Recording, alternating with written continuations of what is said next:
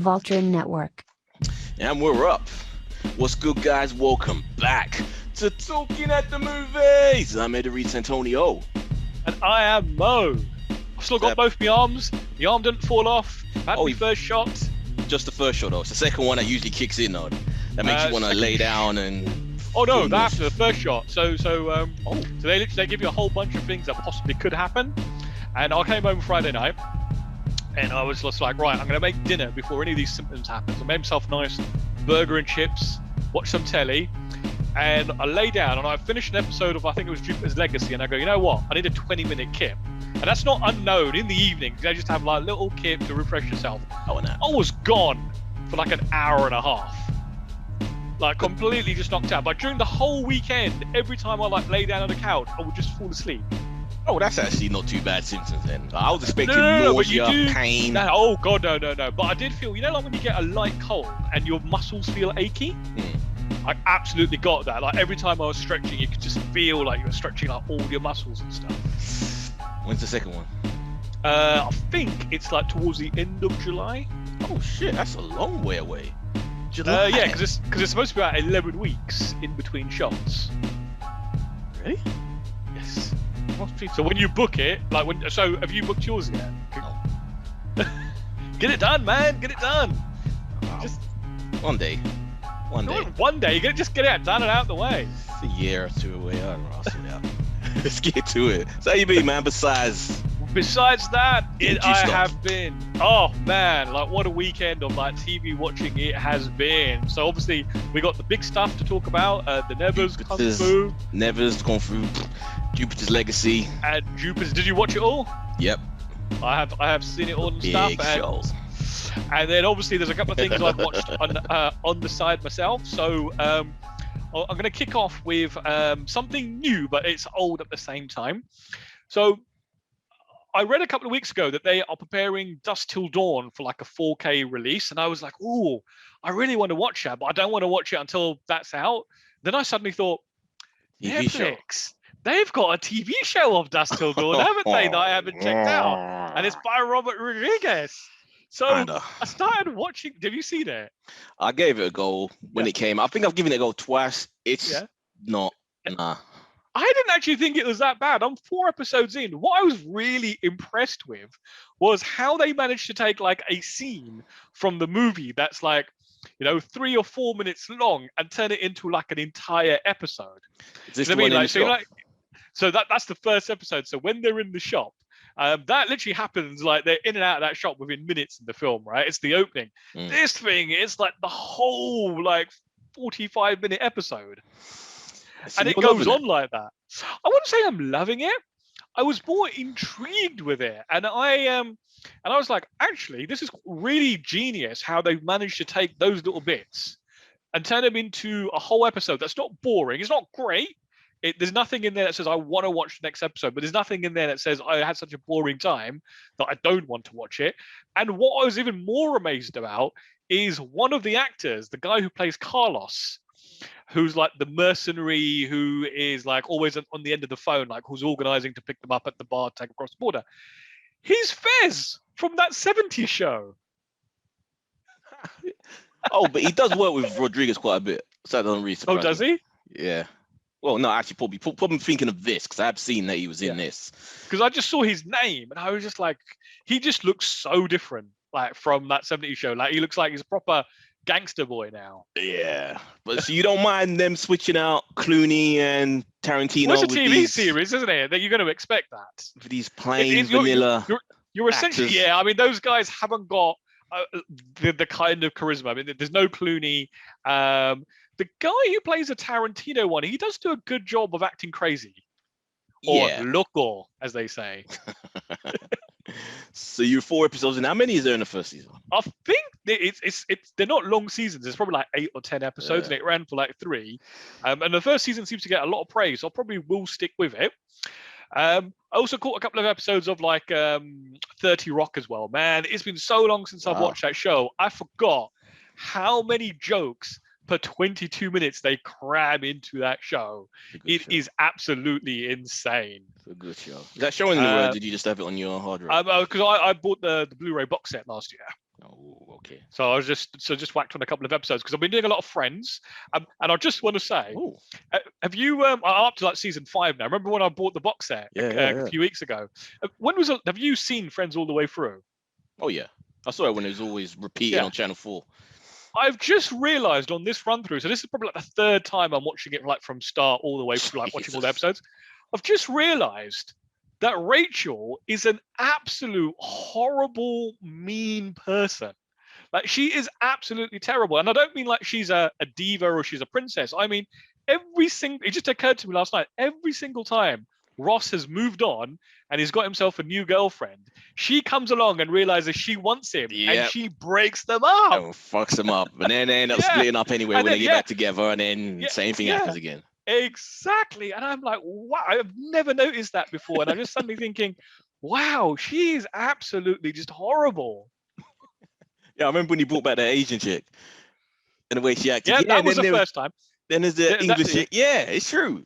Yeah. So with the Asian chick, it was okay, right? It was acceptable because that was the first time. It was like neither of them had revealed their feelings for each other, and as an audience, you wanted to see them together. But then after that, it was like she got this girl to shave all her hair off. She thought like Ross will like that. Then she turns up at like his second wedding. Yeah. Even though everybody, even strangers on the plane, are saying, "Don't go, no good can come of this." He's like getting married. Yeah, it's yeah. Evil. Never noticed that about her before. Evil, absolutely. And my Saturday night movie this week. Last week it was Shanghai Noon. Guess what it was this week? The second one. Shanghai Nights. Nice. Yeah. That was it. What a fun little film. I mean, they really go to town on like the English setting. Like the first film was fun, but in this one, they got like Jack the Ripper. They do like Charlie Chaplin. They do like Arthur Conan Doyle, Sherlock Holmes. They really have fun with like the whole time period. I don't remember there being Jack the Ripper in there. I mean, it's like a real little side gag. It's not like he's a main character in the film. It's like because it's set in that period where obviously Jack the Ripper is like terrorizing like the streets of London. I was listening to a podcast earlier, and they were talking about a show which we might have to start watching. Which is? It's from HBO Europe. Right. But I'm hearing good things about it, and the rating's pretty high. It's called Re-Foreigners. Re-Foreigners. And what's it about? Yeah. You might like this. You might like this initial premise. A time bubble appears in the middle of the Atlantic Ocean. Yeah. It's a subtitle show. You're gonna have to reach it. Oh, hold on. Did we watch a trailer of this? Is this like did they come from like the past? Yeah, but what's funny about it is that people come through this time pool, but they're from all different times in history. So there are people from the Edwardian period. There are Vikings. There are cavemen, Neanderthals. Is this the one where the Viking becomes like a police officer? Probably, but I don't remember specifically the trailer. But yeah, I'm hearing good things. It's rated pretty highly. There is going to be a season 2 coming. There's only 6 episodes in the first season, so it'll be a quick watch. And it's just interesting to see because it's basically an allegory for like immigration, ain't it? Oh yes, I think it is. European countries dealing with. I'm almost certain it's that trailer, and I'm almost certain we had this exact discussion about it. But yeah, what we didn't know is that people like it, and it's rated pretty well. So I think we might have to jump on this. Might have to make a note of that. Right. What have you been watching then, Eddie? Ooh, what did I watch this week? You undersold the Mitchells versus the Machines. You undersold that because I watched it and that was fucking good. The reason I undersold it is because I have seen, for every good review I've seen of that, I have seen people also slate it. So maybe I thought, I don't want to overhype something and maybe it's not that good. What's the slate? It's a joy from beginning to end. It's just a joy, right? It's like the tonally, it's like a cross between Scott Pilgrim and Enter the Spider-Verse, tonally, in the way that it's got these weird little sprites and all these little energy of it. And the animation's beautiful on that really thing, well. Yeah. Really well. Like fucking watch this shit, man. I don't see why anyone would I think a lot of people are saying it's quite generic. It's like the family's like one-dimensional. I don't know. I mean, like I said, I enjoyed it. Clearly you did. Did you feel it was just a tad bit too long? I didn't. It flew Because by it's for me. just under 2 hours. So I think towards the end you were kind of like, all right, come on, get it over and done with. Let's get going. It flew by for me, and I enjoyed it way more than any of, because this is for Sony production. Yep. And I enjoyed this way more than what Disney has put out. Like Raya in the whatever the fuck, Raya the Last Dragon.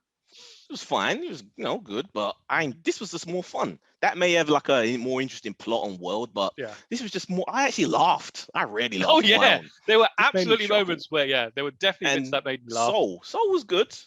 I ain't gonna say Soul wasn't good, heartfelt, but just sheer enjoyment. Mitchell's versus Machines wins every time. I love it. This is like, it's quite an odd one, right? Because it seems to have come out of nowhere. I think this is part of the Sony Netflix deal, because obviously we're going to talk about a trailer later, which is also a Sony Netflix movie with Kevin Hart. So it kind of seems like that this might be the level of quality of films that we'll be getting. That they've decided not to put in the theater and just send straight to streaming. Yeah, it's a real shame it's ain't in the theaters, man, because it really deserves to get that. Even though it's doing well on Netflix so far, I can see. It kind of deserves to get that bit more of a, because this is a sort of film that gets that word of mouth where people from, oh yeah, that film, it's actually pretty good. You should go see it. And it kind of doesn't necessarily get to number 1, but it hangs around at number 3 for like 6 weeks or something. That's one of them sort of films. Yeah. But it's also, I think the good thing about this film, it's a film that can be enjoyed by the whole family. Yeah. But like, depending on how old you are, you will get different things out of it. Oh yeah. And the people knowing that they're about to get shot into space to be held prisoner, the moment they say, and you get free Wi-Fi. Oh, okay, that's not so bad. It's so true though. It's so true. Sums up where we are in the world. So yeah, go check that out. I give that a solid 4, man. That was a lot of fun. And good to hear it. I'm not going to go deep into this one, but the DC animation, they got a new one. Oh yes, Justice Society, which is kind of like a off-brand version of Flashpoint. Remember the Flashpoint storyline? Flash, goes back in time, tries to save the mom, and ended up screwing up timeline and everything. I'm beginning to think that's the only story in the DC universe when it comes to like the Flash. But with this, he's like in a. It's not. I won't actually ruin it. But this goes to World War II, right? Because it's in the name of the film. Yeah. But it's a little more going on there. But yeah, it's similar premise. He runs back, ends up there, and it's a different version of everybody that's running around in the World War II setting, and it's actually enjoyable. It's one of the more enjoyable ones. I need to make one of my evenings like the DC animated night, and actually because I want to watch like all the films in order. I know there's about 40 of them, and I'm thinking I need to just allocate one night a week, like say like a Wednesday night. That's like DC animation night, and just watch. Yeah, so this one's thumbs up, like that. Give 3.5. Yeah, it's a nice little fun thing. That's pretty. Didn't watch Sun? Is it? There's because when you open Netflix over the weekend, on the main banner page there was like a new Sons of Sam documentary. Son of Sam, that was it. I think that's what Eddie's going to be watching this weekend. Yeah, well, I wanted, but I was watching like Jupiter's Legacy in it, so I have to watch it next week. Surely Jupiter's Legacy, you would do like in a hardcore 8-hour session, and then you'd have some breakfast, and then you'd watch Son of Sam. I kind of did. I did do that, but I've been watching people on Twitch play Resident Evil, so I've kind of been stuck in the headplace. The new one's out. It's interesting. I can't afford to buy one, so I got to watch other people play it. Yeah, that's it. Rightio. Right. Should we then get into the reviews? Let's start small this time, in the right order, unlike last week. Kung Fu. Kung Fu. Holy shit, my head hurts after watching this episode because of the hammer that they were hitting me with. Oh, you mean the whole Black Lives Matter? Not just that, Asian Lives Matter. Like they were really hitting me. Did you not feel inspired? Social platform that you can have right now, they crammed into this one episode, and this hit you hard, hit you real hard. I did like the way Police though brutality. that they, well, that's it. I like the way that they went from like the mother being anti it to like exactly in one episode. They just they set up all of these different basically everything that's going on in society crammed into one episode and resolved it perfectly by the end. Yeah, but you know what the good thing with that is, the rest of the season they won't be approaching this record.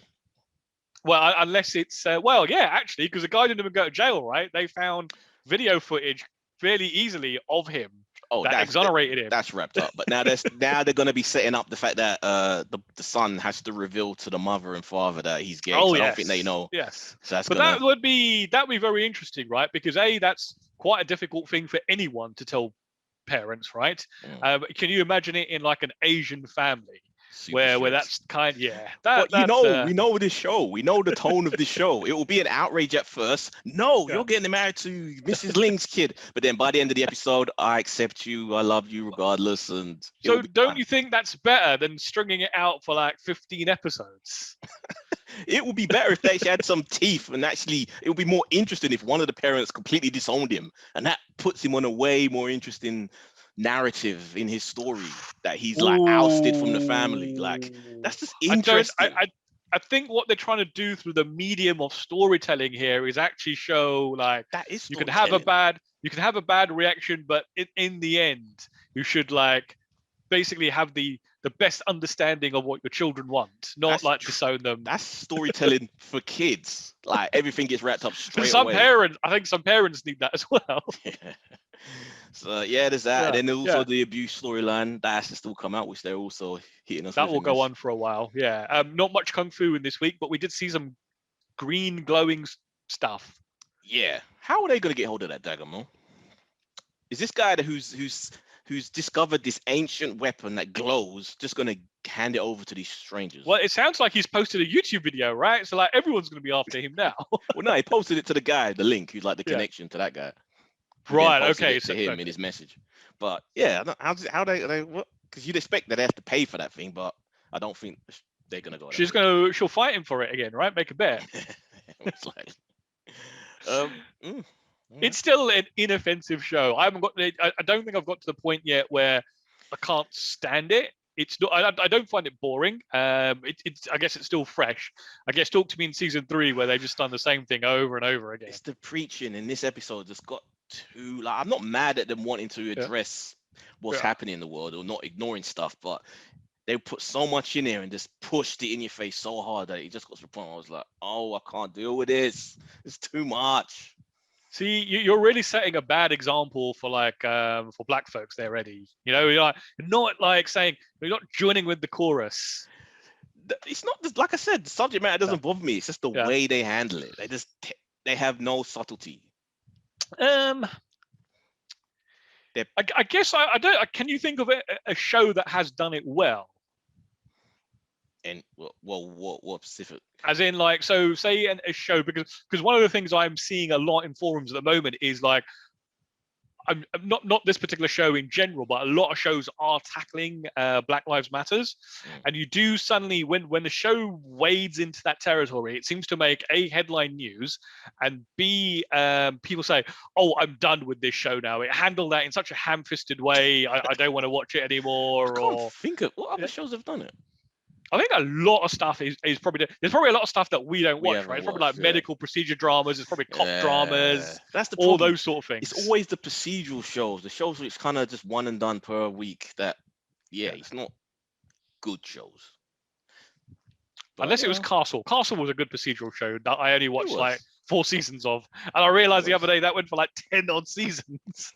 Fuck! Wow, yeah. And that broke my heart when I heard that those two hated each other in real life. That's what ended it, yeah. Because she left. They just hated each other. Is he an asshole? I'm presuming that they ended up having something going on behind the scenes, and then maybe it didn't work out, and then they just couldn't deal with each other after that. It's usually how these things happen. Okay. I wonder if they need to start putting like clauses into actors, like contracts, like you are not allowed. You're not allowed to have any relationships with anyone on the set. That never works. That's just gonna make it more tantalizing, isn't it? The forbidden love that you have to hide in broom closets and shit. You doing it. So what's next? Right. So we have episode 5 of The Nevers. I'm mad. I should have said this last week, but I didn't. But I suspected the big reveal that happened this week was what it was. That Malady was actually the reporter, because when that reporter turned up last week, I remember thinking, because when the show started, I looked up the actress that plays Malady, and I remember thinking, okay, that's, she looks really different. And when that reporter turned up, I remember thinking, hold on, she looks similar to the actress. So I looked her up, and she had no credit. That character had no credit of who was playing it, and that made the suspicion. And it turned out to be true. Ooh, I can't say I suspected that at all. It was only literally at the end where they're like actually doing the reveal, and you're like. So the fact that you never saw Melody's face throughout the whole episode, that they always showed it from like a distance and her turn, you never actually saw her face properly, even when she was in the jail cell singing. It never really occurred to me. Yeah. But I just thought maybe that's just the way, because it was a Whedon-directed episode. I thought maybe that's just the way he was doing it. There was obviously a lot more sort of like sex and stuff in this episode than there has been. I thought they were going to string out the whole thing with the Doctor, like some sort of little romance, but they just got straight to it this week. Yeah. And we're supposed to believe that he's married. Well. Is he? I believe he's got a partner at the very least. I think that's the whole thing of. I think he mentioned it earlier. That's why they never. Right. It was always a bit of a with them two. Because I was thinking, also thought it was odd because that particular actress obviously hadn't done any nude scenes up until this episode, and then all of a sudden you're kind of thinking, opening scene. Yeah. Yeah. It was a cool episode. Besides that. So it was a long episode, right? And I kind of got a bit lost in this episode, right? So I really need to ask, is it just me? Or was I missing something other than like the obvious? But there seem to be far too many people who were too interested in stopping Melody from being executed. That was the dumbest shit ever. I was about to say, the Irish character is way too naive. The fact that she wants... Like, what were they going to do with her afterwards? Well, it's not even that. She's obviously saying like they're doing this, that they're hanging her because she's touched. Yeah. I'm thinking, but she's killed like 15 people. Yeah. Now, I understand they were saying actually they abolished the public the death penalty. Yeah. No, public execution. Oh, they still had public execution. Yeah. Right. So you could still have executions behind closed doors. Yeah. Right. Okay, because they're kind of making out that they were executing her because she was touched, not because she was just an evil psycho. Well, that's what they were trying to justify, and the fact that it was public was just making it more to fan up the public. But still, she did those killings. That was never a debate. She was arrested, judged. Yeah. Like, it's dumb. Executed. I really felt like I was missing something. Yeah, it was. That was annoying. And even their plan to break her out was just ridiculous. It was the guy had to throw ice rings. So. Yeah, you think it's going to be. No, well, forget about it. Yeah, that was all. That was a terrible. And then all of a sudden, it's like then you see like Melody go all psycho, right, and fucking execute herself, and then literally in a split second, she's like, "What are these power lines? Like they don't go into the prison." And you're like, "How do you know they don't go into the prison?" That's her touch thing, though, isn't it? That she kind of sees electricity and how it. Yeah. I don't know, it's fucking weird. And the best reaction to that was the Lord guy, whatever his name was. He goes, "Fucking electricity!" Everyone fucking. I wonder if people actually reacted to that when electricity was something that was being introduced. There must have been people that had that. Oh, absolutely. You could imagine they probably did it with a phone because he was having the phone fitted in his house a couple of episodes ago. But you can imagine like what we take for granted now with the phone, electricity. People were probably cursing it. The scourge. If you'd have the internet back then, they'd be saying you'll probably get cancer from like the electrical like current. They are saying now 5G. Fucking it, we haven't changed. People still think it all causes dumb shit. It's fucking idiots. But yeah, that was crazy. What I kind of have gotten lost. What it's weird because you got lost in that plot. I got lost in what the other group was doing. Which. It's like I'm assuming we'll see next week, right? Maybe. Like, what were they? I forgot. I completely forgot. What were they doing? They were drilling something. That's all I know. They were looking for something, and they were going to drill for it. That was it. They're looking for that. No, they can't look for the glowing thing because they don't know. They don't know it exists, do they? Exactly. I have no idea what they're looking for. I have no idea what they're drilling for. And they obviously came back from their mission all shaken. Or do they know from the woman that they interrogated the other week? I don't remember her saying anything about that. I think the last we saw of her was she spoke about how she killed her child, and that was it. No, not her. Yeah, that one. Yeah. I don't know. Yeah. I am finding with this particular show that I am not understanding everything that is going on, and maybe because I'm silly. But it's not as straightforward. No, I think that was the only thing that really that stumped me. Everything else I feel is just a mystery that we're not supposed to know what's going on. Like with the woman in the wheelchair, like we're not supposed to know yet what her game is and what her motives are.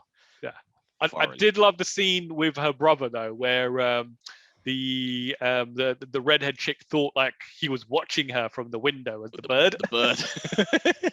And he just walks in. And and the minute she calls his name, he just walks in. Yes, yeah. Oh. Yeah. Like... Yeah. And I did like. I guess I liked whatever where she's going. I was doing my ablution, and I was thinking, wow, they're even going for like old school words that kind of instead of saying like I was bathing or whatever. That's his thing, isn't it? Because even remember in the Avengers, they snuck in Mewling Quim. Did that? Yeah, really? Loki. I remember that. Loki says it. It's a word like what? Whining pussy or something. I think that translates to. It's like that was a big thing. Like, oh my god, he snuck that into an Avengers movie because no one knows. It's old English. No one really knows that shit. Yeah, it was still enjoyable overall. A little convoluted. Yeah, it was good. I mean, it's whetting the appetite for next week's episode, right? It's not been a bad show by any stretch. I thought we were already one more episode. Double check. I thought we were already. Oh no, I think they said penultimate. So yeah, there should be one more left. There is one more left. And I don't know what the plan is. Whether we're getting another 8 like later in the year or something. Yeah, mid-season break. That's what it's looking like. But yeah, it's a cool episode. I'm wary, especially with like the added Joss Whedon heat that's happened this week. Because Gal Gadot, came out and admitted that, to a degree, admitted that he threatened her career, that he could make her career. I think there was like friction on the set, right? He was saying basically, he said things like, we've got this story, as we'll talk about it now. He was saying, just look pretty and say the lines. Yep. He goes, I have the power to make you look stupid. Yep. Although technically, if he made her look stupid, surely that's the director is inept, right? Yep. Apparently, even the stunt double had problems with him because it was a stunt double that did that. The shot where Flash falls over and his head's in cleavage. The stunt double did that. And she didn't want to do it, and he made her. He forced her to do it. I think I did remember reading a couple of weeks ago there was something that happened on set where she went to like the higher ups. It was when he threatened. It was when he was doing all those threats, and then rather than take it and be like, "Yes, sir," she was like, "Fuck you, I'm Wonder Woman." And then she went to the execs and told well, them. I mean, she was already a bona fide star at that point, right? She'd had her own movie and everything. Yeah, it's exactly. like, how are you gonna? I can understand how we can threaten like a young actor or a new actor, but when you've headlined your own film. You're not going to have any leverage over them, right? That's the arrogance of a director who's got $1 billion movie in his back pocket. He thinks that, I'm the director. I am in charge of this. That's do you ever remember watching Entourage? Because they did have like a few directors on there that actually acted like that, and you kind of now think those guys weren't exaggerating, right? That's probably what it's like to be on a movie set. I'm beginning to think movie sets are actually miserable places to be. Yes, a lot of them are supposed to be bad, but I heard that Michael Bay can be bad sometimes, depending on his mood. Oliver Stone? Yeah, I heard he's a fucking nightmare. He is real bad, apparently. Yeah, this is one thing I will give to Kevin Smith. He's supposed to be a sweetheart regardless. Like, you can tell he's just the guy that was just turn up. He is. But then I guess there is a difference, right? Kevin Smith is making not like CGI movies that require a lot of like scheduling and things have to run tight. Although having said that, his first film, he like bankrolled it himself. If he didn't finish out on time and whenever, he'd be in debt. But a lot of these directors aren't making that. Like Oliver Stone ain't really doing a lot of CG big movies. But no, he's still but piece of shit. But having worked in an environment where I have managed people, I kind of see both sides of it, right? You can be a nice manager and you can talk to people nicely and stuff, right? But there is a certain type of folk that will work for you that unless you literally lose your rag with them, they don't take you seriously. They don't turn up on time. Yeah. So it's a real tough. Power corrupts. I wish we had Salem here because I remember when I did the short film with him. It was interesting seeing him on set. Granted, this is like 15 years ago, so he's changed a lot since then. But he did start going down the dark path on set that day with a lot of people, including me.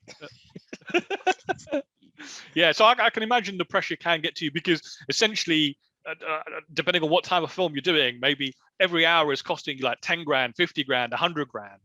And it's not for you then if you can't keep your cool and, No, be diplomatic. absolutely. I'm not saying that behavior is acceptable, but I can understand. There's a difference between like being an asshole to get stuff done, and there's a difference between taking somebody into a room where no one else can see you and berating them, and just making them like bawl into tears just for the fun and amusement of it. Yeah.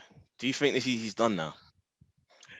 He's been done for weeks. I cannot see him coming back from this. There's done. And then there's like, Mel Gibson done, who like he was done for a bit, but then he still kind of faded back in, crawled his way back. Mel Gibson was a very different case though. He didn't really verbally assault, like he didn't make the lives of people miserable. Obviously, he said a lot of things that were horrible. Don't get me wrong. Like the guy, he said a lot of horrible things. I have heard the tape. He said a lot of horrible things. It's a tough one. Even though he has come back, he's not really back, right? He's not had like a major hit. He's not had like huge roles. No one is signing him up to like headline a film. It's really interesting to see what does actually happen with Lethal Weapon 5 if it ever happens. Yeah. It's but what really gets me about this whole, and I know we've gone right off tangent here, is the fact that each week so much more stuff is coming out. Yet Ray Fisher has been written out of the Flash movie, probably has ruined his career, all just to get all of this highlighted, and he's done. Yeah, it's hard to gauge because like it was never an issue of what he was talking about. That was the issue with Ray. It was just the way he did it.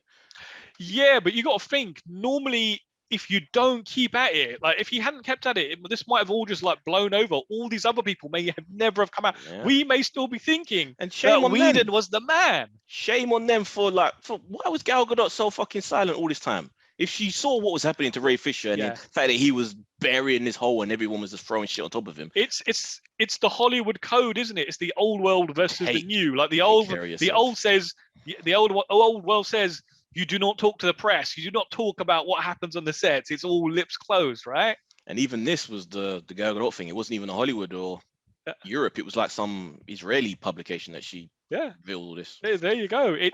There is a massive change happening in that industry. It's interesting that no one on the Avengers set have ever said anything. He must have done stuff there. We must. I would find it difficult to imagine he could bully anyone on that set, right? Because a lot of those guys were massive, right? But didn't he say to like Ray Fisher that I never took notes from Robert Downey Jr., so I'm not going to take suggestions from you either. Like, can he say stuff like that? He can say that. Whether that happened or not is another matter, right? True, very true. Because Whedon was the one who was whining on the Avengers. He was like, "Oh, I've been forced to put stuff into my films that I don't want to put in because it's got to set up for the next film." So he may not have taken notes from him, but he took notes from someone. Yeah. Oh, the plot thickens. Yes, let's get to this. The big one. Yeah. Netflix. Jupiter's Legacy. You got the synopsis. Right. So the synopsis for Jupiter World is the first generation of superheroes has kept the world safe for nearly a century. Now their children must live up to their legacy in an epic drama that spans decades and navigates the dynamics of the film of family power and loyalty.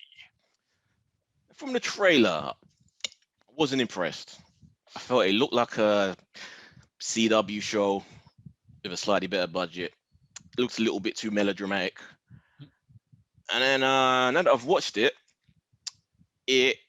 well, I'm gonna let you say. Well, you seem to have a positive. I don't know. I don't want to interrupt your thought process. Go for it.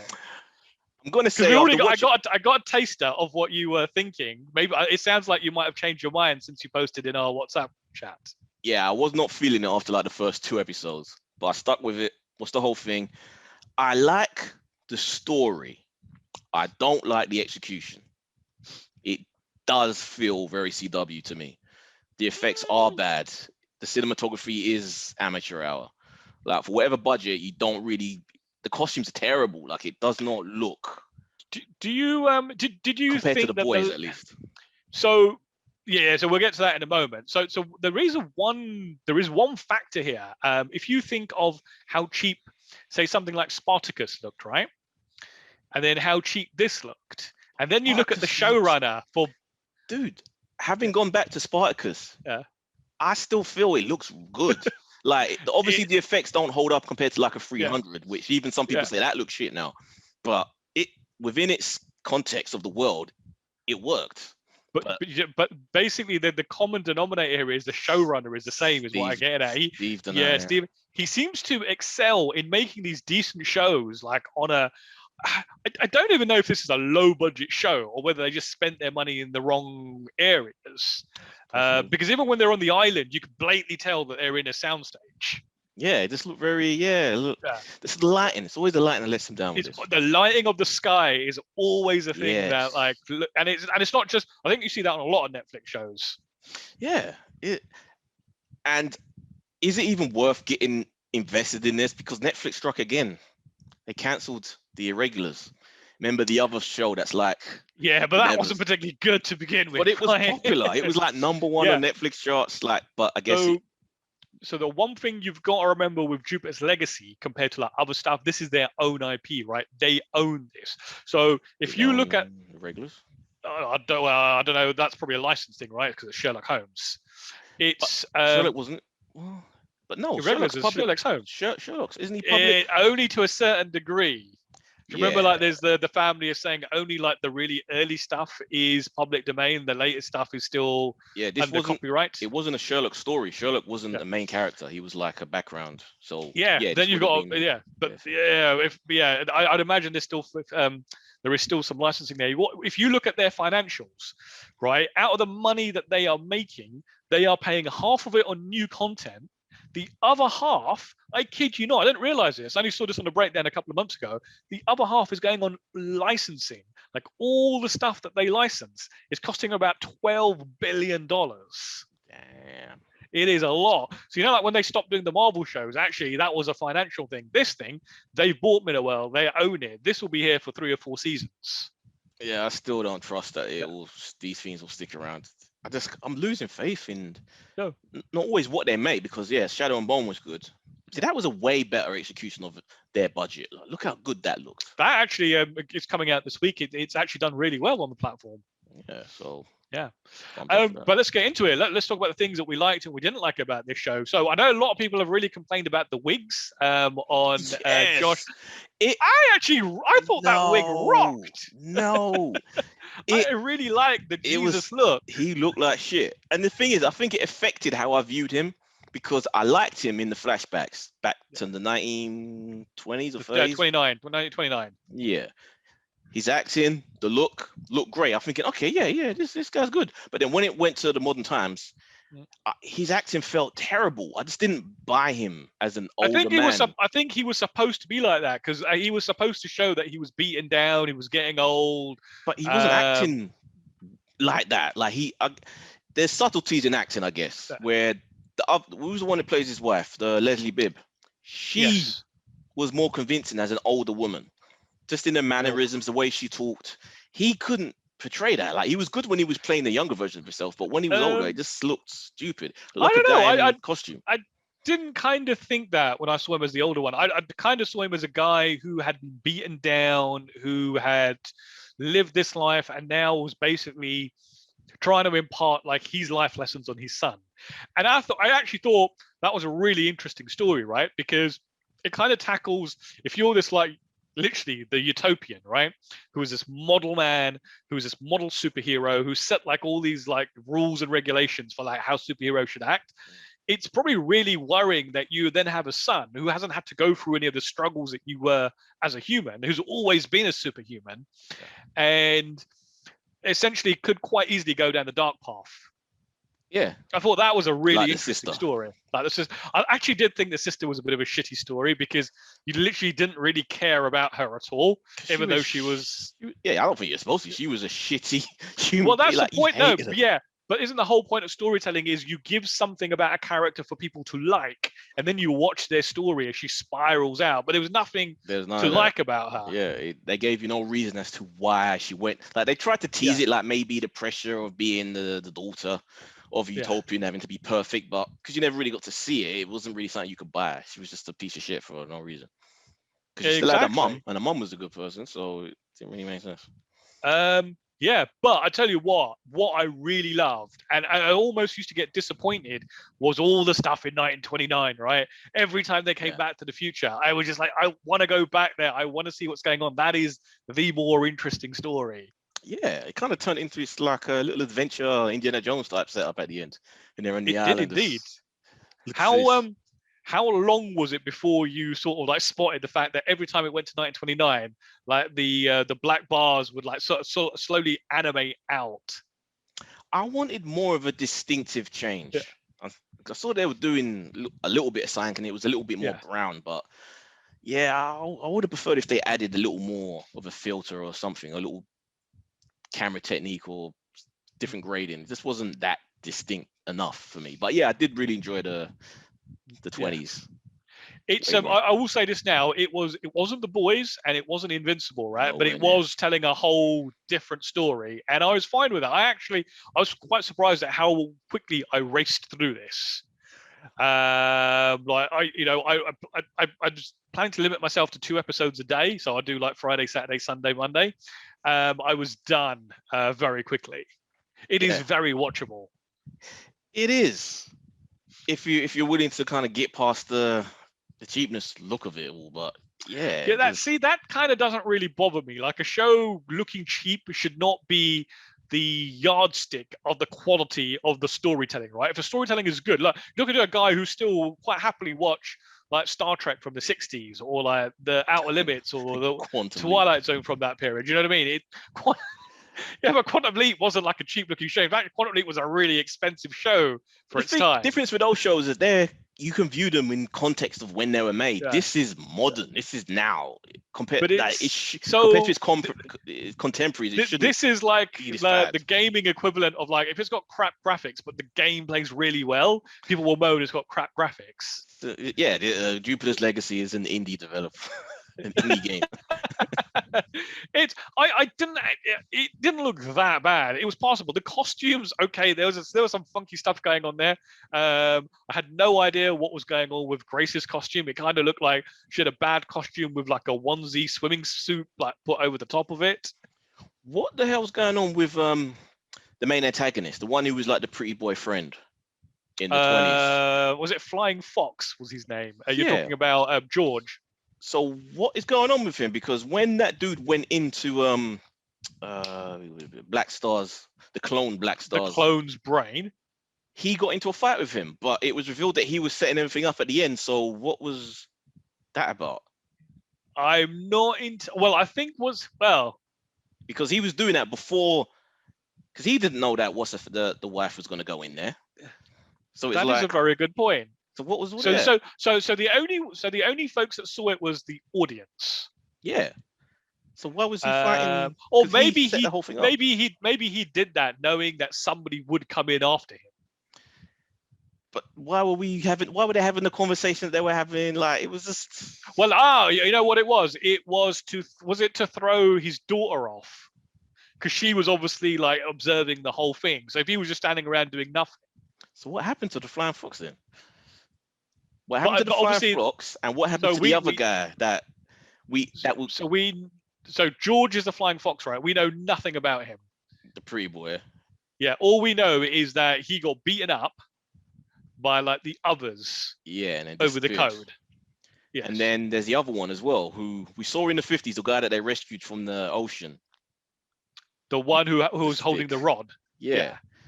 What happened to him? Because he disappeared as well, apparently, because we've seen his son. Yep. So did he become a villain? Because that was the son. Hold on, I thought he was George's son. That's what I thought. But then he's got that thing. And it only works with him. And he looks like him. He's the same ethnicity as that guy as well. Yeah, I did wonder about the ethnicity part. But I actually thought it was George was his son, because he literally goes to, because the Utopian goes to him when he says, when he's trying to find George. Yeah, that's what I thought. So I need your father. But then I kept thinking, hold on, so they've got 6 of them there in the past. So where's the other guy? and then you put Oh the yeah, two together. he definitely because there was an article I saw. I haven't read it, I didn't bother reading it. I suspect that's probably going to be like a season 2 storyline or a volume 2 storyline. But that guy has to definitely be his son, because again, he's got the same thing. Only works with him. Yeah, that's what his power was. So that's not George's kid. That's his kid. Yeah, I don't know.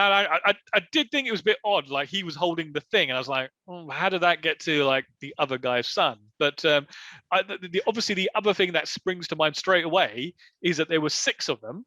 That means every single superhero that has come after that have come from like one of them. No. Didn't you see that when they were in the middle of that thing that they went to the island for? So they got the most of it. So they're the most powerful. But didn't you see that it radiated out? And that even the guys in the ship. Oh yes. Got hit with it. Yeah, they got hit, and you see like the glowing lines in their skin. So it dissipates. That's where all the villains and all the other sides. So they're less powerful, but they still got abilities. Well, you say less powerful. Anytime they came across like Black Star, hold on. So Black Star is so powerful that he can basically smack around the Utopian, but yet they can build a cell with a lock that he can't break. Yeah, it's a little lock. Like there is a cell, like you're that strong that you've got something that you've got a material that you can make a cage out of. Yeah, that was a weird one. That's really weird. So it's like, but it does intrigue me as a story. I'm curious to know where it goes, but do you think? I think this is where the whole week versus binge probably comes into play. If you'd had to watch this week by week, would you have lost interest before like the 3rd episode? Possibly, because like I said, it did take a while for me to really get his claws in me and feel like, okay, besides this presentation, I want to know where these characters go. The ending of the 1st episode just got me. You know, like when they had that reveal, like when they bring in Black Star and show like, actually this guy is like some sort of clone or it's something else. I was like, oh hello, what's going on here?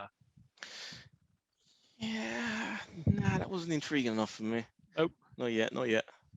But it got there. eventually. Yeah. But that brother, man, he's a shady motherfucker. He can just see. He is not, he's so shady. Spoilers, if you haven't seen this, you shouldn't be listening to this segment of the show. What he does to his daughter. I know. What the fuck? So he wants to rule over what they group, the Utopia. Oh no, the Union. The Union, yeah. So he still wants to be a hero. It's not like he's turning into Superman, but he killed his daughter. The fuck? Yeah, but I guess this is how you become a supervillain, right? Because if you're going to kill your own daughter, if you've got no sympathy or love that says, actually, I don't want to kill my own daughter, then you're probably not going to have that for anyone else's child. Granted, his daughter wasn't some nice person. Like, she seemed to be a bit of a bitch. Everyone's horrible in this show. Even though they have this code. That's it. It just seemed like everyone was just turning away from the code. The mum was lovely. Oh yeah, the mum as well. Yeah, she was very nice. Killed that guy, the glowing one. That's what I thought, but they never. Turns out it wasn't. But you saw blood as she's punching him. Blood just splattered over. Yeah. And it was all over. Yeah, but I guess not. But maimed him for life instead. Yeah, that could not be good. But yeah, it just seemed like everyone's just turning away from the code. That the world is such a dark. I like that parallel, right? Because you know how we have like stuff today that people staunchly support with, like say, like gun rights or freedom of speech, right? All those laws were made such a long time ago that like all the modern technology that we have is now making us think maybe we need to reevaluate like some of these things. Yeah. It's the same thing with the code, right? When it was brought in, it probably was in a world where there were no supervillains. Right, and that's not something that emerged afterwards. I don't know if there weren't supervillains. I don't think they really. No, but they weren't. But they wouldn't have happened straight away, right? They would probably happen over time. I guess they never really explained either way. So maybe we'll see that next season when we see the flashbacks in there, whether other people manifested their abilities. But the thing is, what I didn't get is that are we led to believe that villains weren't trying to kill people even back in the day, even in the 80s and the 90s? That only now villains are actually trying to kill people. That's only now, because through the power of social media, Facebook. Yeah, that only now in the 2000s, 2010s, that people villains actually want to kill people. That's the whole point of the villains, that they want to kill people. Well, actually, again, if you look at the parallel, if you look at, say, like, I was just going to use an example like politicians. Look how like they were deceitful in the 80s, but they hid it. Now they're deceitful when they're doing it openly. Yeah, that's true. Yeah. So villains? It's kind of like Villains, super villains. Villains were just bank robbers back in the day. That was it. Exactly. You didn't need Now, those powers yeah. to get a bank robber, though. Yeah. Yeah. I'm really hoping that season 2 is not far away. You know, with think it Netflix, is. they do shoot things like quite far in advance. You would think one of their own properties would get like a green light before something else. Yeah, but look how long we're waiting for like The Witcher. Granted, COVID obviously slowed it Well, down. yeah, I mean, yeah. Unfortunately, those were things that couldn't be helped. Yeah. But I mean, if that's wrap filming now, so 6 months, 8 months, we should have that on screen. Yeah, true. All right, roll on season 2. Trailers, right? So there are a few good ones here, actually. So let's kick off with Awake from Netflix, right? So essentially, this is after a devastating global event wipes out all electronics and eliminates people's ability to sleep. A former soldier may have found a solution with her daughter. You know what? This does look like a cheap, horrid film, but I love the premise so much. cheap about it. It kind of did look a little bit cheap. There wasn't effects for it to be cheap. It was just everything went off. No, I think it's just the way that it's shot and stuff. But but looking at that plot, I was thinking, oh, that's really interesting, right? Because sleep is one of those things that we all need, right? Like some people can get away with like not eating for days at a time, but sleep, we all need it. Yeah, give me less than. I can survive. I pretty much do survive on about 4 hours. As long as I have the weekend to catch up, I'm good. Yeah, but imagine like not sleeping for like days. Yes. And then in the trailer, how they explain. This is a film, right? This is the film Awake, yeah. Yeah. So it's a film. So we're going to see people devolve slowly as the film goes by with the less and less sleep. As people get more and more crazy. Yeah. Oh, so basically, in the trailer itself, the guy says like after like 2 days, something starts happening. After like 3 or 4 days, you start hallucinating. After that, it's kind of game over. Really interesting premise. Yes, I wonder what the time frame of this film is as well, because how are they going to study the daughter to see what it is that enables her? Because they reveal in the trailer as well that the daughter's the only one who can still sleep. Yeah. And are they cognitive enough to be able to do those studies without whatever amount of days sleep? Well, I was going to say they better have a lot of coffee on standby, right? Oh, fuck. But this looks good. I'm going to watch this. June 9th, so about a month away. We had a little teaser for Stranger Things season 4. There's not a great deal in there. It's like one of their proper teasers where they're essentially just showing you like there is a laboratory, some work is being carried out. You see the numbers like 11. Is it 11 her name? Yeah. Is it? Yeah. So, but yeah, man, it really put you in the vibe and to make you look forward to it. How long do you think Stranger Things can keep going? Do you think it's going to start losing its steam now? So are you talking from a Netflix perspective? Because it is, I think, one of their biggest juggernauts. It is a thing that in general, do you think it will still, how long can it maintain that position? And should it go out on a high rather than lose steam and lose viewers and just fizzle out? It depends. As long as they plan a proper ending, I don't mind if they end it after 4 or 5. I know some people complain, shows just end too quickly, but I also hate shows that just go on forever and ever. Last season was a proper ending. They dealt with the problem, and then everyone just kind of left the town and started moving to different places. Or what the boy did. Hold on a minute. Remember, we're on the wider and yeah, but the sheriff, he's trapped like in Russia or something in a prison, isn't he? Can't remember. I honestly cannot remember that part. Didn't he go into like the mall right at the bottom and like do battle or whatever, and then he went through a portal and he's ended up in prison in Russia? Did they think he was dead? They think he's dead. Okay. But he actually went through a portal and ended up there. That's right. But from their perspective, they could have just not shown that, let him die, and everyone could have moved away, and it would have been a nice little ending. But yeah, I don't know. But I'll stick with it. Yeah. It's a popular show. They carry on going, man. As long as the quality keeps up. Yeah, that's the issue. Yeah. Right, so it feels like we have a bit of getting back to normality, right? So The Quiet Place 2 coming out, I think it's the end of this month. Finally. They've just dropped obviously another trailer to get it into people's minds. And it looks good. It looks really good. Over a year we've been waiting. Yeah. It's fine. This literally was supposed to drop as COVID was hitting, as it was becoming a thing and people were starting to lock down. What's this you've got in what you've put into the news, Francis and Right. So there is a news story over this, right? So essentially, there is now a dispute between Emily Blunt and John Krasinski against Paramount, right? So obviously, these are the guys who have made this film, also a married couple as well. They had an agreement with Paramount that essentially the bulk of the pay that they will receive will come from the theatrical run of this film, right? And usually that has always been a rock solid 90 days in the US. Yeah.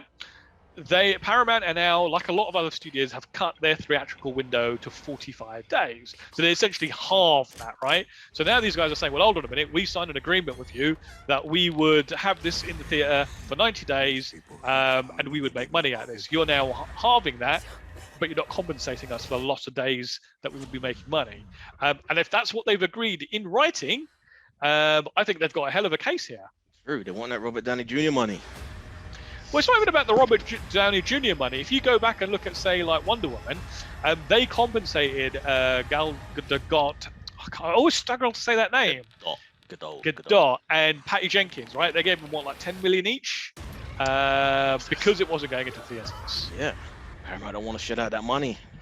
It's one of those things you probably don't want to. I guess these guys aren't that big of stars, but they do seem to have brought out like a film that was very good. They brought out another film that could quite essentially be just as good. They do seem to be a really good husband and wife creative team as well.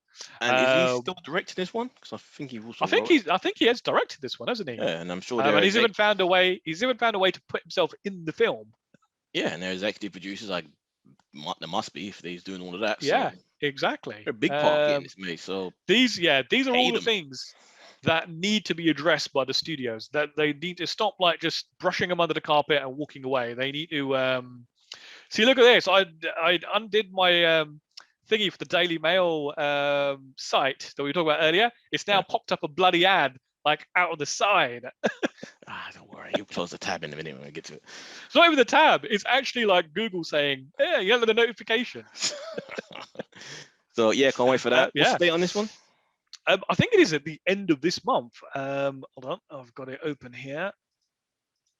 It is June the 14th, so beginning of next month. No, sorry, I'm talking about the wrong one there. So I guess that's UK, or don't know whether it's going to be worldwide. The same for everybody, but yeah, that's fine. End of the month or next month. It'll be very close to each other, right? Yeah. Because I think it's even got a UK release date now as well. Okay, so what's the next one? June 3rd in the UK. Sorry, there we go. Right. Next trailer up is Venom. Let There Be Carnage. Finally, we have a trailer. Another much long delayed movie.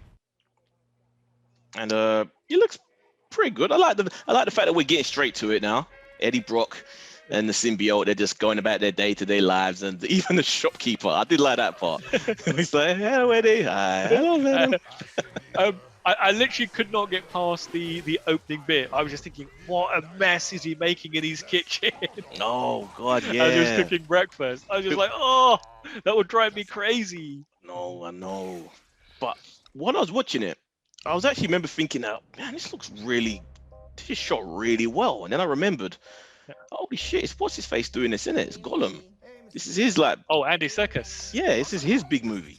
And I'm thinking, wow, he's really I was remember being skeptical about hearing that Andy Serkis is going to be directing it, but it looks great visually. I mean, it looks like it's. I can't remember if the first one had a lot of humor, but in this trailer they seem to be really amping up a humor as well.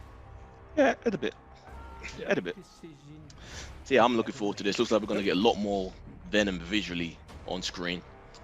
And yeah, we've got Carnage.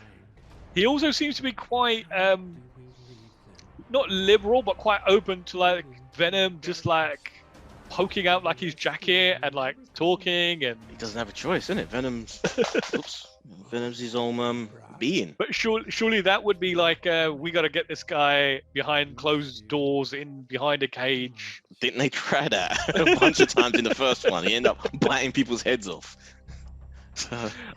I'm just trying to see on IMDb what the release date for is. September 15th in the UK. So hopefully things will be like, we'll be back into full swing of things by then. Fingers crossed. And the thing is, are we ever gonna get any sort of crossover in any way? Spider-Man. Something. So I know it's a bit messy, with the deals with Marvel, but it'd be nice. I'd like to see Tom Hardy on screen with Tom Holland, two Toms side by side. I just want to see that dynamic between Venom and Spidey. It'd be interesting. It would be interesting. It would be very interesting. Can you imagine getting Venom into an Avengers movie, or even in Spider-Man No Way Home? That's hoping too much. That's why I'm only just like a scene. I hope they do that at least, because you going, if you are doing multiverse stuff and all of these different things, it would make sense that even for a glimmer to show something. They do. Do Sony own the rights to? Who is it? Fox that own the rights to Fantastic Four. Fox don't exist. It's Disney now, isn't it? No, but who owns the rights to make the Fantastic? Disney. Is it Disney? It wasn't Sony, right? Okay. No. It was Fox. Thumbs up. Then we have Benedita, film you asked to be added to the list. Throw that out there. Let everyone know I want to get their erotic thriller into erotic soft porn the movie. fact that it's Paul Verhoeven, the guy that made RoboCop, the guy that made Total Recall, the guy that made Starship Troopers, and it has to be said he also made Showgirls as well. So and Basic Instinct. Well, that's a thumbs up. Basic Instinct. Yeah. That is all these films are thumbs up. I think the only one of that I haven't seen is Showgirls, which I really need to get around to watching. Oof. Yeah, that's what I'm saying. It's the thumbs down. That's why I wasn't putting it there. It's. I mean, all his films are a real good take on the moment of that time. Yeah, but the thing is, this looks like a good film. You look at it. It does indeed. Quality. It looks beautiful. The acting looks good. Yeah, I'm here for it. Yeah. To see him I'm watching it for the story, right? Of course, yeah. Not for the softcore porn that seems to be in it. Softcore makes it sound like like some adult channel at night. No, this is the story of a nun. Erotica. Yeah, this is the nun who thinks is she supposed to be possessed or something? Is that she can talk to gods and right? People don't believe it. It's pretty vague, but I'm here for it. People back then didn't believe you speak to God. They don't believe if you speak to God now either. Unless they've never believed it. Unless you're a politician, that's what they say. I spoke to God and he said, "Become president." And then lastly, we've got a Kevin Hart film on Netflix and Sony from Sony, Fatherhood. We just watched this trailer now, and I was just like, this has none of the stuff that I would want to see in a Kevin Hart movie. He still does his little quirky little jokes things, but I liked it because we actually get to see a serious side of Kevin Hart. We actually get to see whether he can actually act a little. And I like that. But it's kind of we saw the serious side of Adam Sandler. It was intense. Well, you have to ease your way in. Uncut Gems. Yeah, but he didn't go straight from making comedies to Uncut Gems. He had other serious. He had funny people, and he had Punch Drunk Love. He had other serious stuff that he kind of eased his way in before he got to the real intense madness film. So Eddie. Are you gonna watch this film? Because it kind of looks like it's a bit of not a downer film, but it kind of looks way too serious. In a subject that I'm probably not interested in. It looked like it had enough humor in there, especially with the side characters. That I did like the whole. Generally, when you get these types of films, it's always a single mum.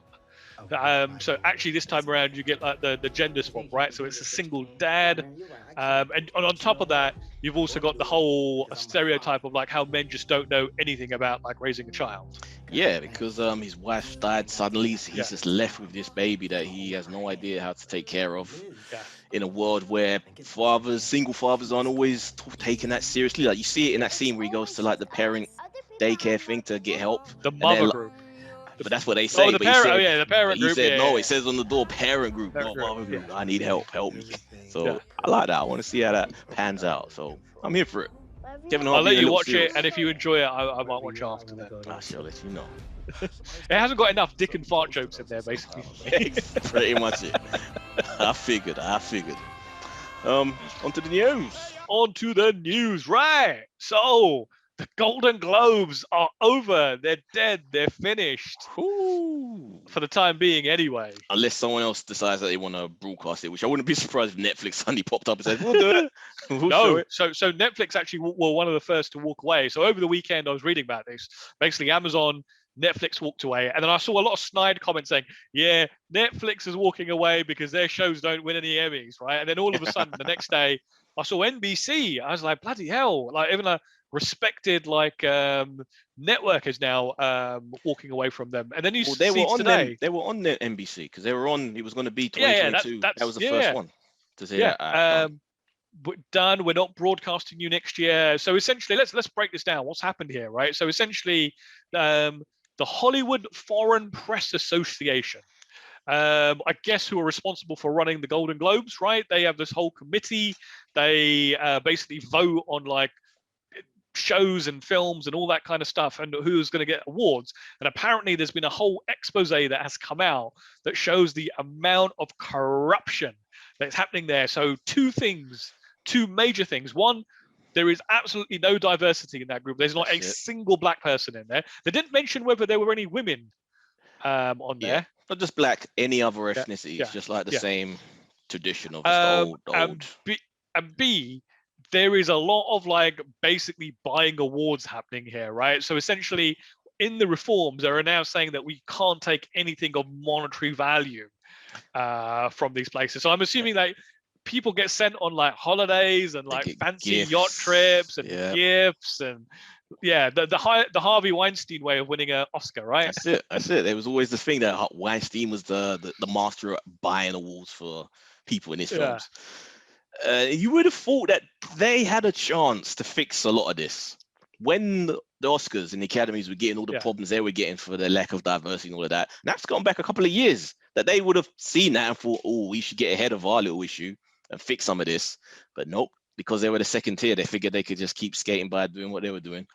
Well, it's not even like that. Surely somebody among that committee must have said, right, look, the heat is closing in. We're going to get caught. This is going to come out. That's what I'm saying. So, I guess it's they like the free shit.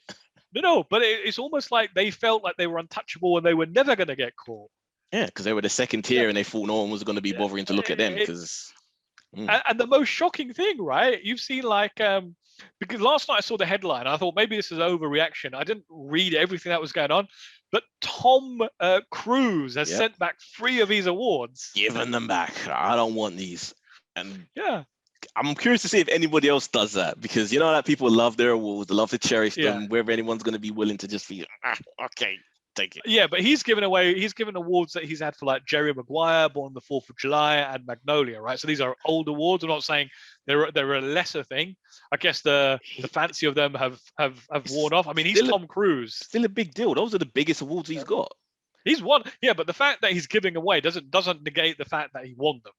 Yeah, well, I guess it's a symbolic. History will still say that he won those. So it's a symbolic gesture to say, right, you know what? Like these are treasured. These mean something. I'm giving them back because I've lost that much faith. I do reckon we'll see at least a few more actors or a few more award winners, not just actors, do this. Yeah. So is this good for the Oscars? Because they were having a problem with their audience, but does this make them more exclusive now if there isn't going to be a Golden Globes award? Well, I think it kind of hits award season, right? Because Golden Globes and the Emmys and that kind of stuff were like the run up to the Oscars. Yeah, right? exactly. You would use those to gauge what was going to happen at the Oscars. It makes Oscars more exclusive, more special, because they're just there alone now. Because they only got the Emmys, but I mean, people don't really. It was the Golden Globes was the other big show. Even the Oscars, like the viewing figures were like down by half this year, right? Yeah, but they had the Golden Globes to take a little bit of that way. But I think like are these whole award seasons and award shows, is the whole thing just going to have to be restructured and redone and rethought out? They just have to change the format, man, to make these things more interesting. Because the way they do it now, like YouTubers and TikTok guys. That's where it's gonna go. Well, I think, you know what? I think that's one of the biggest problems with something like the Oscars, because it's like they have, I don't know how many awards they have, but they stretch it out to be like a 5-hour show. It's too much, too long. Shit, people don't care about it. But then you say that, but then the sound engineers and these guys deserve recognition for what they do too. Oh, that's absolutely So fine. that's, you know. Yeah, but you know, like how long they take to do the actual awards, they do the skits in between. I guess it's to keep the entertainment going, but it's kind of like just get out. Yeah, I guess maybe it's different, right? Because we don't work in the industry. I guess that's the end of year party where everyone gets together with your peers and stuff, people that you work with, other people from the industry. You do your networking. You do you go and rub shoulders with like other folks. Sure. So, guys, expect the Golden Globes to be on Snapchat next year. Real quick. The only platform that will have them. Right. So Hilary Duff says How I Met Your Father will tie into original series and teases some guest appearances. So who is she connected to? That's interesting. Well, she doesn't necessarily have to be connected. Like she could, you could have a scene where they go to court and Marshall's the judge. Yeah. It could be stuff like that, right? Are you excited for this? Because you're the sitcom guy. I am absolutely. Am I excited? I am absolutely pant-wettingly excited for this. I love my sitcoms. Like at the moment, I've got 30 Rock and I've got Friends on the go, and I'm watching some of the new ones. Mr. Mayor with Ted Danson, which is also a Tina Fey show. Honestly, I am a sitcom junkie. I haven't even heard of that. What the fuck is that? It's exclusive, Eddie. Exclusive to what? To me, to like people with like the inside information. So you're keeping these shows hidden. You ain't telling us about it. Just a brief summary of the show. Let me know. When I've done the whole 10 episodes of the season 1, I may talk about it. So sitcoms at 10 episodes. Well, I mean, a lot of the new stuff is like that, right? I think How I Met Your Father is going to be 10 episodes as well on Hulu. It's just the way of the world now. They don't do these 22 episode shows that like basically you have to give blood, sweat, and tears to get done. Yeah, no more studio audience either. I like the fact. Oh, that's an interesting one because obviously How I Met Your Mother did have a laughter track. Yeah. It'll be very strange if this one doesn't. Yeah, which those sort of short runs don't tend to be in that format. No, I mean they've got ones on Netflix now. They've got The Crew. That's got canned laughter. Oh, that's the legit like volume of an audience up and down. Like what happened to the sitcoms where they had an actual bloody audience? They can't do now, realistically. No. But even those audiences, I actually watched a YouTube documentary. Even the ones that have the audience actually still have canned laughter because they go, when you have to do the same scene over and over again, you don't get the same reaction. They go, sometimes they're too loud, sometimes they're too soft. Apparently, when they invented canned laughter, there was one guy who had one machine. And he would not let anyone touch it. And his job was going from studio to studio all week with the machine doing the canned laughter for them to put onto the print and then moving on. And when it broke down, no one was allowed anywhere near it. That makes sense because it would be difficult to get a good quality audio of a crowd who had different levels of laughter. Yeah, that would be he must have. It is, yeah. I didn't actually realize. Yeah. Oh no, he did. He was a complete monopoly. I'll find I'll send the link and send it to you. It's not a long video. For almost like 20 odd years, he was like the canned laughter guy. And if you wanted that, you had to go to him. And then people realized that they could just gather people together and just no. That was even when they had an audience because it still doesn't. I didn't realize. No, I mean, they could get their own audio though by getting people together and recording them specifically. I don't know about how they went about that. Maybe that was before like recording equipment was like that easy to do all that stuff with. But I never realized that when they say filmed in front of a live audience, didn't actually mean the laugh track came from that audience. See, I used to like watching those behind the scenes on some sitcoms like Fresh Prince, and you'd actually see the audience. You get to see them come out, take a bow, everyone clap. Yeah, and there was a difference. All shows that do that, even like Big Bang Theory, like in the behind the scenes stuff, like on the Blu-ray, you do see it. You see that, yeah. All right. Seth Rogen. And James Franco, no longer buddies. That's a shame. Well, it says no longer working together. I didn't say they were buddies. Well, if you read it, Rogen doesn't sound happy with Franco, because when Franco originally got his accusations, Seth stuck up for him publicly, did interviews saying, I stand by him, we'll still work and I will continue to, because he goes, I will continue to work with him, but they haven't actually worked together since those allegations came out. Oh, he's doing a lot of producing and directing stuff. Yeah. So, but you're kind of thinking, what's happened? No, but more stuff came out, more allegations came out, more details, which shows that it did happen. And Seth was pissed off with Franco at that, because it's like, you lied to me. And he did another interview saying that they've got nothing planned in the future. Like, it could change.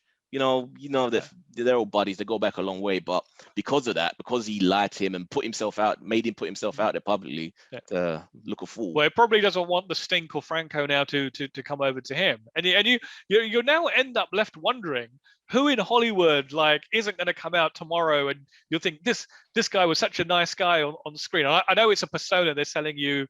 They are actors. They're supposed to make you love them, but it's just getting to the point where it's just like everybody you enjoy watching is just now turning out to be an asshole. I don't know, man. It's like, who's the last guy left? Tom Hanks? And people are trying to tear him down by trying to say that he eats babies and shit. But he's the last bastion of hope of the nice guy in Hollywood. It's like now Seth Rogen's distancing himself. Is Seth supposed to be a good guy? I mean, surely Seth. I mean, apparently these guys were really tight, right? They were really good friends. Surely Seth knew what was going on. Yeah, but the public perception of people being tight, they may talk once a month. We don't really know. Yeah, how really tight they were. I guess the only thing I can really remember these guys working together on is Pineapple Express and was it This Is the End? These two films they did. Did they do anything else together? They did the North Korea one. Oh, the interview. I completely forgotten about that. The amount of controversy. And what was it a short film? I actually can't even remember the film at all. It was fine. It was like a... Do you remember that? Fine little comedy. Yeah, it was crazy. Do you remember all the controversy? Nuts. That was the great Sony hack, wasn't it? Yeah. It leaked out, so they had to release it, and North Korea were pissed. Yeah. So poo-poo. Lily James. Oh, right. This is the meat and bones of this week, right? So go on, why don't you give us the lowdown? Well, we spoke about a few, weeks, months ago about the little TV show, miniseries, I'm not sure what the format will be, of Pamela Anderson and Tommy Lee about their relationship. Yep. I think initially we thought it was going to be circling around the sex tape. That still might be included in this, but it seems to be more general about their relationship. But we get a first look of Sebastian Stan, fucking Winter Soldier, and Lily James as their characters. And Jesus Christ, Mo, what do you think? It's so imagine somebody like me who finds it difficult to tell people apart, right? I look at that and I kind of think, hold on, is that actually Pamela Anderson? It looks like her. And scroll down, keep scrolling down till you actually see Lily normally. How different she looks. I was just looking for pictures, oh Jesus, that picture of her on her own. Yeah, just normal. Oh, you're talking about when she's still Pam, but keep going down. You see her just normal. Looks nothing like her. So that's impressive. Oh my God! It's crazy, right? No way! How have they managed to do that? And I was skeptical when I heard that she was going to be Pam. I thought, no, she looks nothing like Pam. But it's when you look at the picture of Lily James and then you look at the picture of her as Pamela Anderson, you're almost left wondering, have they got the wrong picture? Is that actually a picture of Pamela Anderson? It's crazy.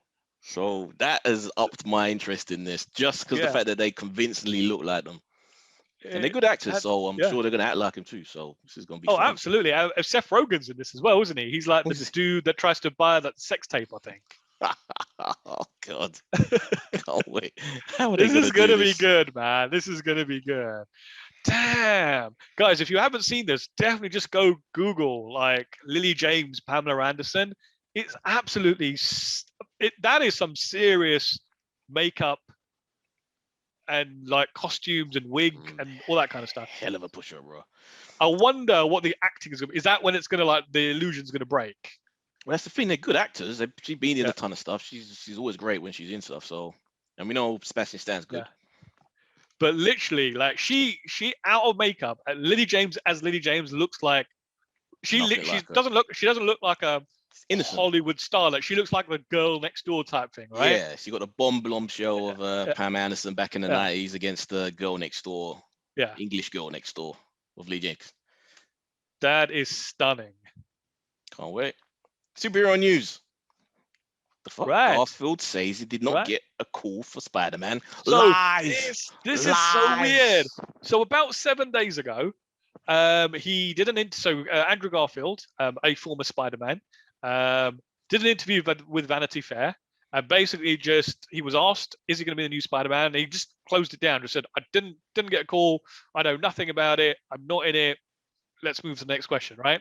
2 days later, he changes his tune ever so slightly. There is a Twitter post out there with him. He doesn't use the words "I wasn't called." He just says like anything is possible. So I don't know whether he was told to change his tune with the powers that be. Don't say you're not in it, but don't say you're in it. Kind of keep making people speculate, I guess, is what they want, right? Keep the conversation going. Even if he's not in it, it's still good for him to have people think that he is, just to keep his name circulating out there. I don't know. Is this the fact that he's actually changed his tune by saying? I think he mentions like 3 times in that other interview, anything is possible. Kind of makes me now think he actually is in it. But we had this before with the other dude, with the other Spider-Man, saying that he wasn't a month or 2 ago, saying that he definitely wasn't in it. But it's like, but I guess the easiest thing to say to reporters when they ask you is, instead of saying no, when you say no comment, that means you've got something to hide. If you just come out and say, I'm not in it, I don't know anything, that's a clear way of not avoiding the answer, but just having an answer. It's almost pointless even denying it, because it's going to be revealed as soon as the trailer comes out. They're going to show it in the trailer. You know, for a fact, they're going to show the other Spider-Mans in the trailer if they're in it.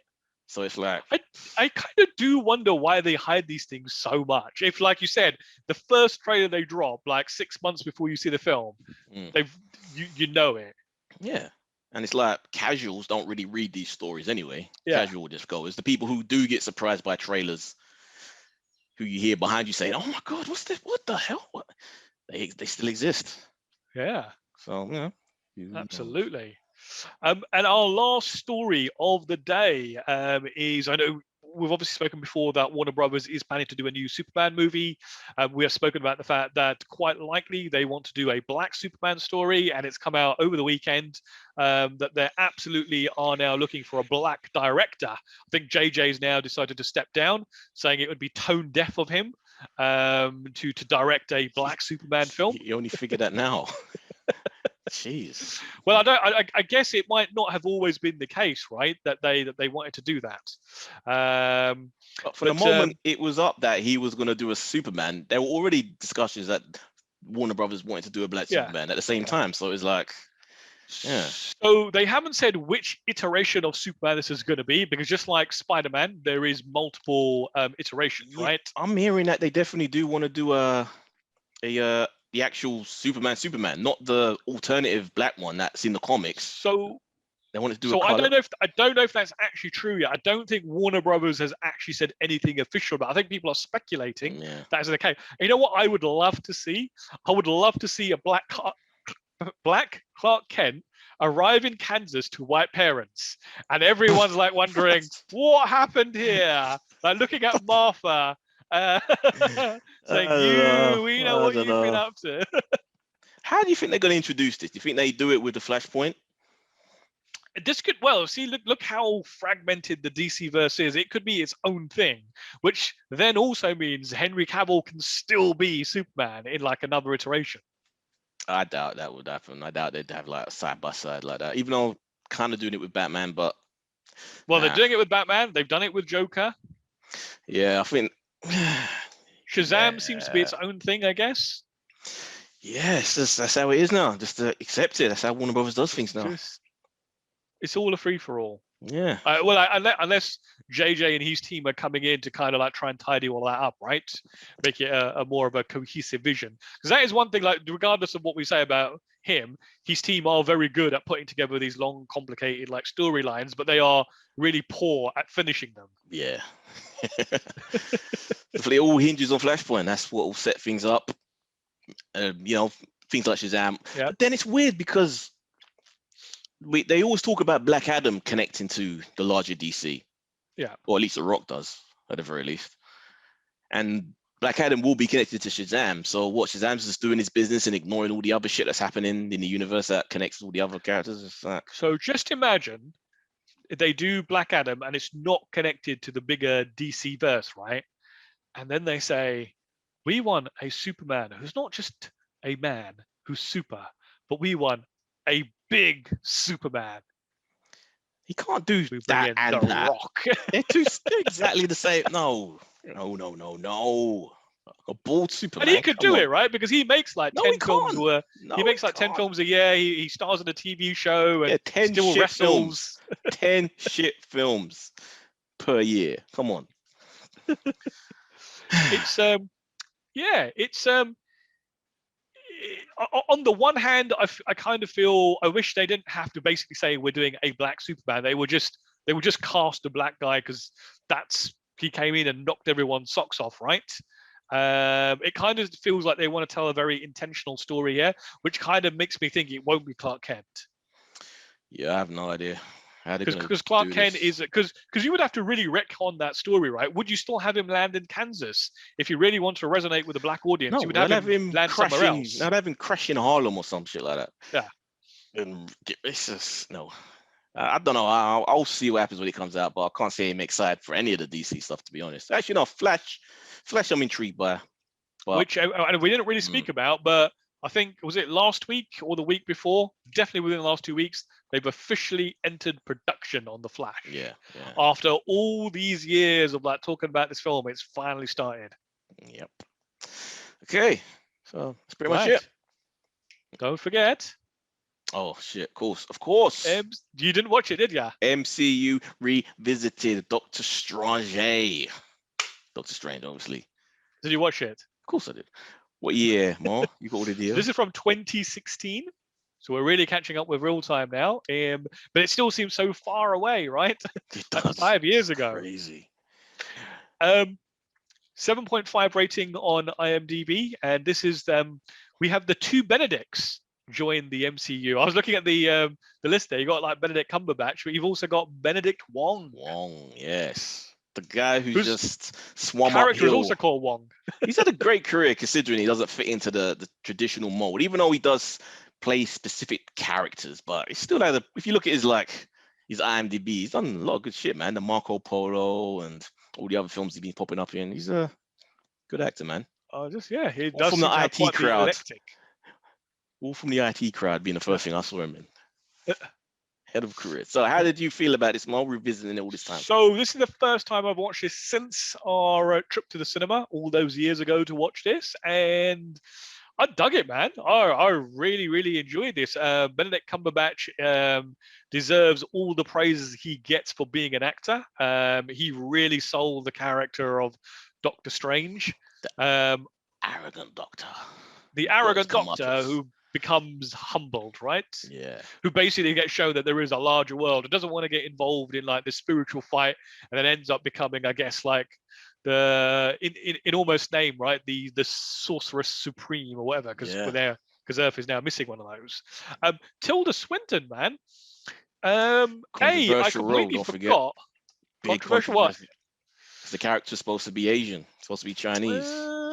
So it was a big deal that they cast her, and it was like, well, we barely have any roles, and then you even given ones which are for Asian characters to white actors. So that was a big. But she did a really good job in that role, though, didn't she? She was good. They should have just made her like some other thing, though. She didn't really need to be that, but she was good. She was good in that. I actually completely forgot what happens to her character in the film.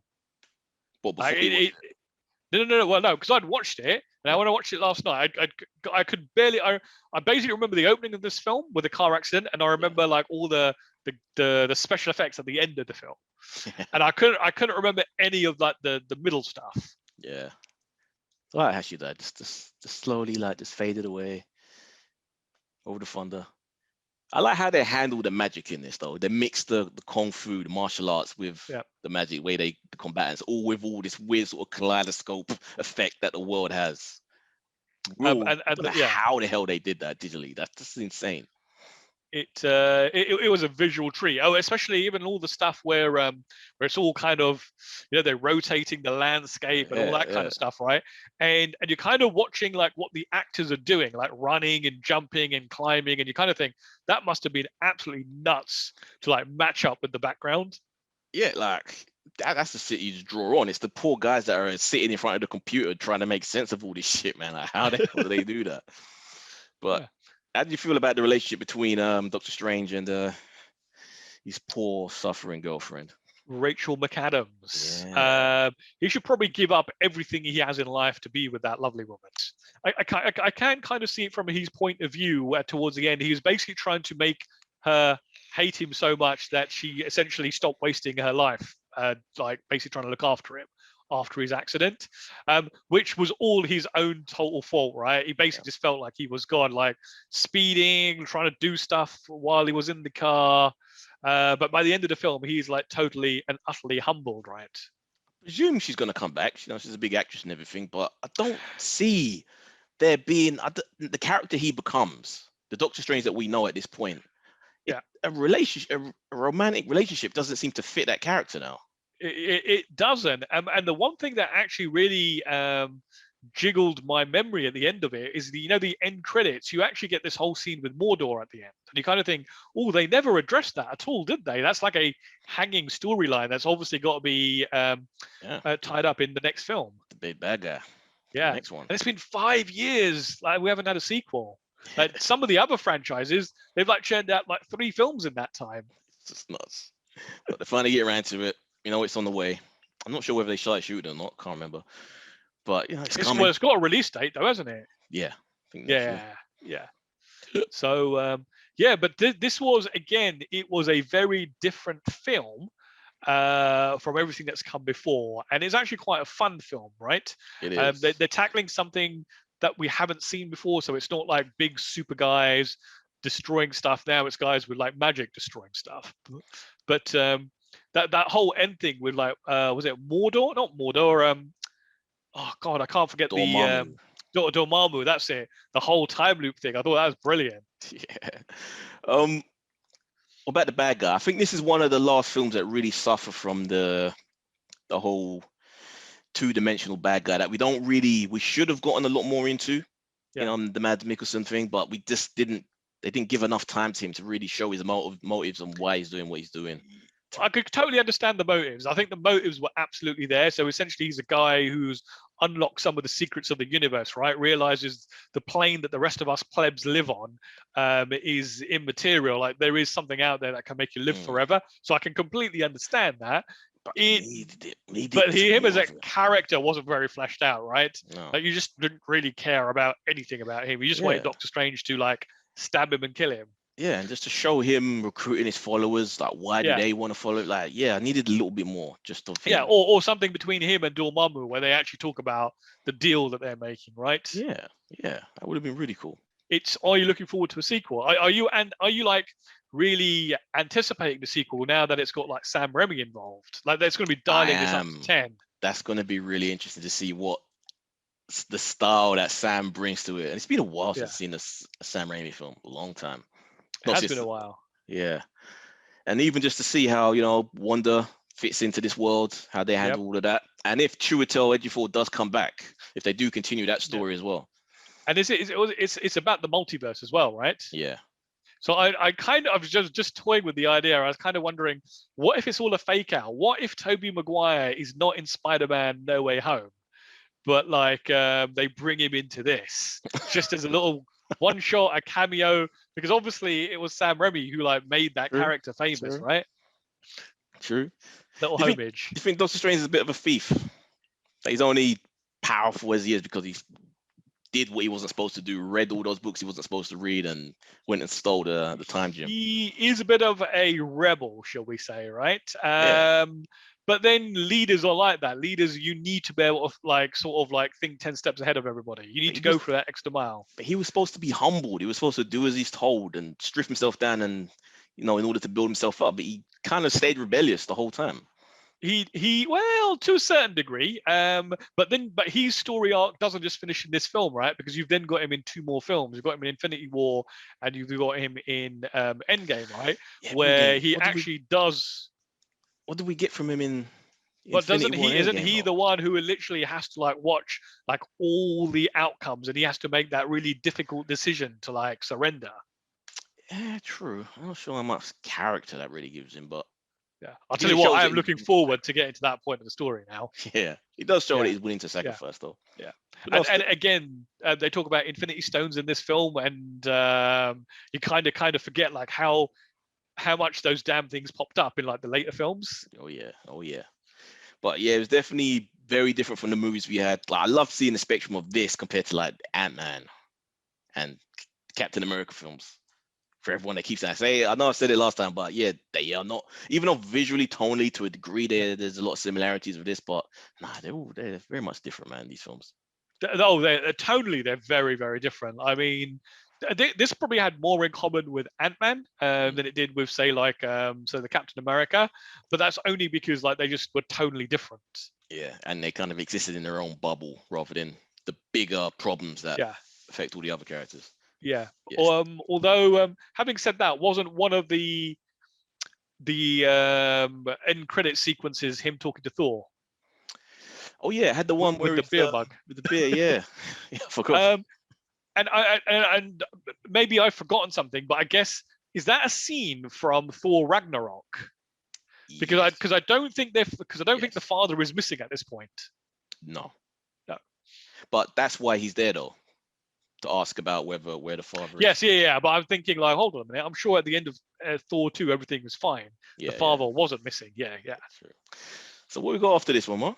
So the next film, and this is probably one of the few, what's the word? Sort of disappointments in the MCU was Guardians of the Galaxy Volume 2. Yeah, I'm a pendulum on this one. Sometimes I feel like, but then at the same time, I enjoy it as well. Like, it's not a bad film. I guess just compared to the first one, the pacing of the story or the balance of it isn't as good as the first one, but still. Have you watched it since you were at the cinema? Yep. So I haven't seen this at all since my first viewing at the cinema. I'm very curious to see what you think of this one then. So am I. You know, sometimes like when the hype dies down and it's been a while, it's been a number of years, and you go back and revisit something you didn't like and you have it in a completely different perspective. I'm kind of hoping that's what's going to happen. I think you'll have fun with it still. Yeah. I think you will.